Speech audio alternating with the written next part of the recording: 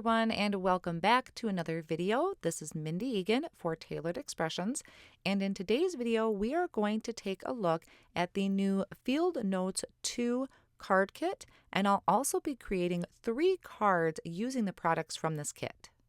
First, we'll take a look at the supplies I'll be using, starting with the Sketchbook Bouquet stamp set, the splatter background, and there is also a masking stencil for that sketchbook bouquet, and we have a coordinating die. The inks I'm using are Oreo, Toffee. I have Earl Grey here, but I didn't end up using it. And then I have Pineapple, Lime Zest, and VersaMark. And the colors I'm using are from the Karin Markers. This is Egyptian Blue, Canary, Lime Green, Lilac, and Red Lilac. And this is Taylor's palette. Some additional supplies are the Circle Masking Stencil, Play the Angle Stencil. I also have white and black foam squares, some silver drip drops, my trusty tweezers, and an embellishment tool. And I also have my Scotch tape, some white embossing powder, and then also some Nuvo Deluxe adhesive. Now, also in the kit, you're going to receive some watercolor paper, and this is 111 pound, perfect for coloring with the Karin markers.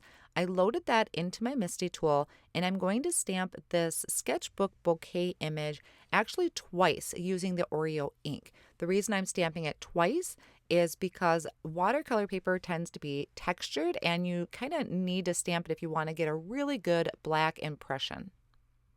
What I like to do with my markers before I begin is I test them out onto some scratch paper, and I'll show you that here in just a minute. I scribbled out the colors just to see what the color palette's going to look like, and especially if you're choosing colors that you have in your own stash. But thankfully, Taylor put together this great color collection. Now with the Karin markers, they are very much like a regular marker. You have that hard nib at the end, and then the liquid watercolor is in the barrel of the pen. Now what I like to do is scribble some of that color off onto a type of palette. So here I'm just using a Tonic craft sheet. This is actually off of my glass media mat. I scribbled down that initial color, which is the lime green, and I'm wetting my paintbrush, picking up that color and painting my stems. Now I decided to go for a very wish-washy type of look with this sketchbook bouquet. Next, I did the same thing with the pinks, and I'm going very wish-washy. I'm not trying to stay in the lines. I actually wanted to go outside of the lines a little bit. I really liked this sketchbook feel. Now, you can definitely color it very precise if that's what you choose to do. Either way would look beautiful. And as far as a palette, you could use an acetate sheet, you could use the backing of your stamp sets, any slick surface where you're able to pick up that color. Now, another thing that I really like about the Karin markers is that they can be very vibrant. So I went ahead and colored the rest of the flowers, and now I'm bringing in another layer. So the more you layer it up, the brighter this is. And very often I dip my paintbrush into my water and I'm spreading out that color so it's getting softer as it gets towards the ends of the petals.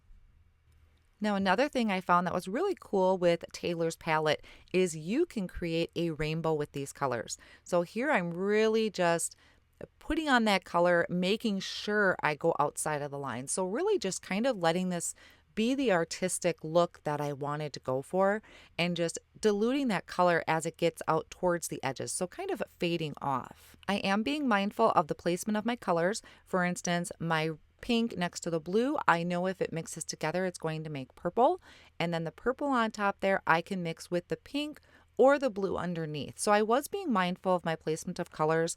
I'm also finding that this cardstock from Tailored Expressions is great for watercoloring with these markers.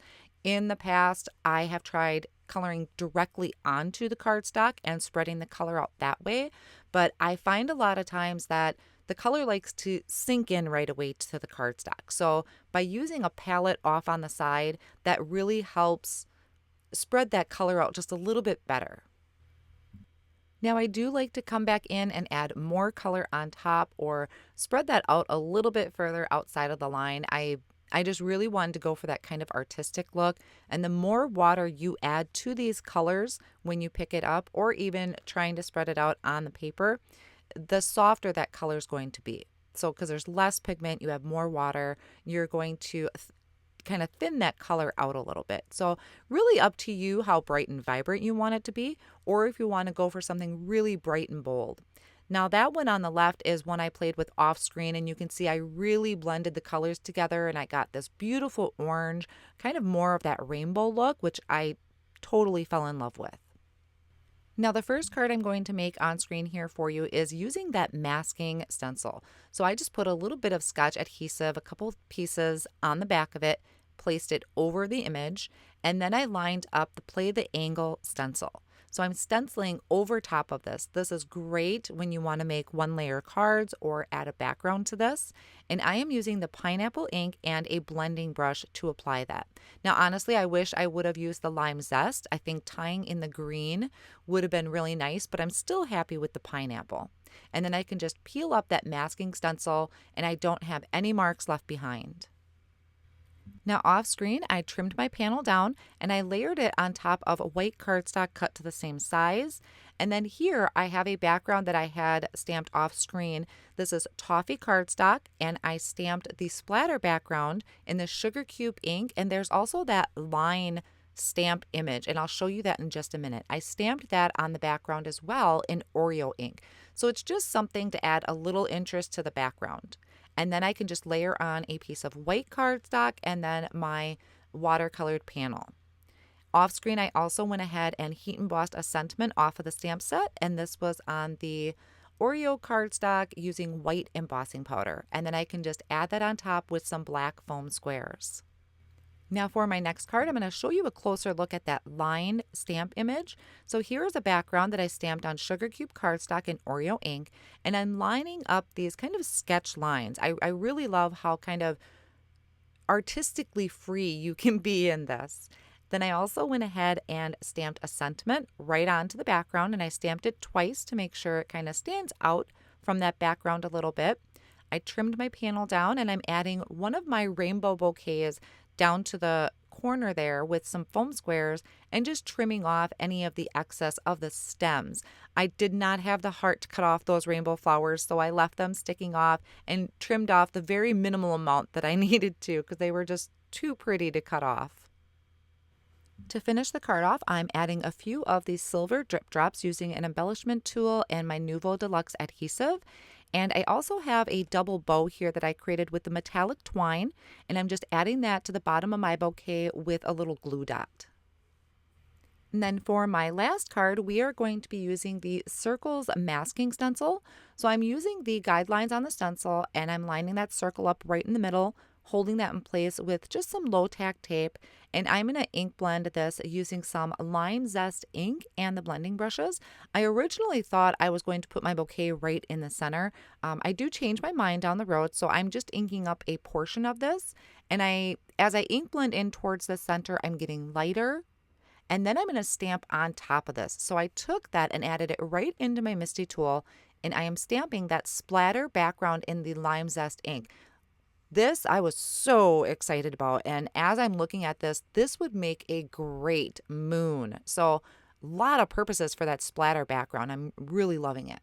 Now to add dimension, this is another way to add dimension to that bouquet, is die cutting it a few more times from white cardstock and layering that together. If you don't like to fiddle with foam squares or the backings, this is another great way to add that dimension. And then just adding my watercolor panel on top.